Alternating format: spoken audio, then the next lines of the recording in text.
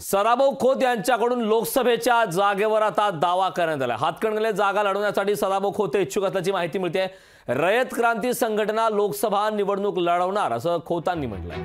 हातकणंगले मतदारसंघावर खरं तर याआधी दावे प्रतिदावे होत आहेत। स्वाभिमानी शेतकरी संघटनेचे राजू शेट्टी त्या ठिकाणी दावा करत आहेत। त्यात आता सदाभाऊ खोत यांच्याकडून ही लोकसभेच्या जागेवर दावा करण्यात आला। हातकणंगलेची जागा लढवण्यासाठी सदाभाऊ खोत हे इच्छुक असल्याची माहिती मिळते। रयत क्रांती संघटना लोकसभा निवडणूक लढवणार असं सदाभाऊ खोत यांनी स्पष्ट केलं। त्यामुळे आगामी काळात या हातकणंगले लोकसभा मतदारसंघात काय घडामोडी घडतात हे पाहणं महत्त्वाचं आहे।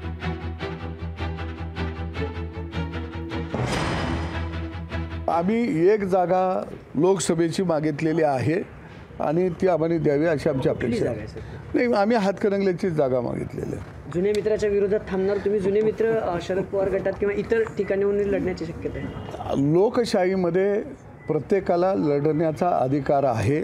मी कुणाच्या विरोधामध्ये लढाईसाठी हातकणंगलेची जागा मागत नाही, तर आम्ही ती शेतकऱ्याच्या प्रश्नावरती जागा लढवणार आहोत। लोकशाही मराठी ऐका, पहा, जागरूक रहा।